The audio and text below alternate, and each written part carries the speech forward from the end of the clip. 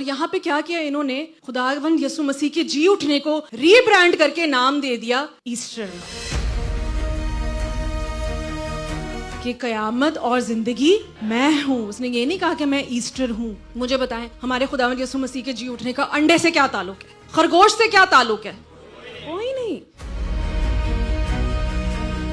Is the word Easter derived from paganism? Paganism क्या है? Paganism कहते हैं जो लोग बुत परस्ती करते थे, सूरज की, चांद की, दरख्तों की, और जैसे कि पास्टर जी ने बताया था कि एस्तरात की देवी की, और भी बहुत से इनके बुत थे, उनकी पूजा करते थे। तो मैंने क्या लिखा था कि जो वर्ड ईस्टर है, मैंने ये लिखा था कि जो वर्ड ईस्टर है क्या वो पेगन है? तो मुझे चैट जीपीटी जी ने क्या जवाब दिया? आगे सबसे पहला वर्ड क्या लिखा हुआ है? सुनते मानोगे ना तुसी? यस, बोले yes. The word Easter is derived from pagan origins, specifically from the name of a Germanic or Anglo-Saxon goddess named Istore.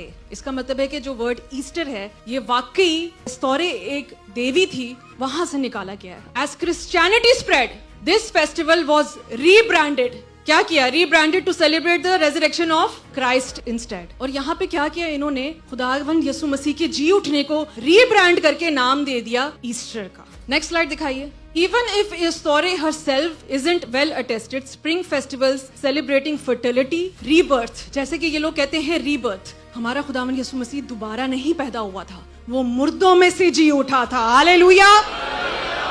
पुनर्जीवन में और पुनरुत्थान में बहुत फर्क है। रीबर्थ में और कोई चीज रेजरेक्शन का मतलब क्या होता है कि जो चीज मरी हुई है उसका जिंदा हो जाना। तो हमारा खुदावंद यीशु मसीह जिंदा हुआ था, ही वाज रीबॉर्न। हमारे खुदावंद यीशु मसीह के जी उठने का अंडे से क्या ताल्लुक है, खरगोश से क्या ताल्लुक है? कोई नहीं। तो हम क्यों अंडे और खरगोश भेजते हैं? भेड़ चाल। आपने अंडे और खरगोश विशेष के तौर पे नहीं भेजने।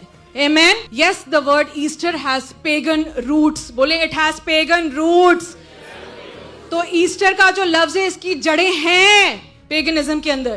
तो हम क्यों एक चीज जो कि 1% भी पेगन हो, बुत प्रस्ती हो, गलत हो, हम उस चीज को क्यों मनाते हैं? मुझे बताएं। भेड़ चाल, ये सही है गलत? गलत है। बोले गलत। गलत।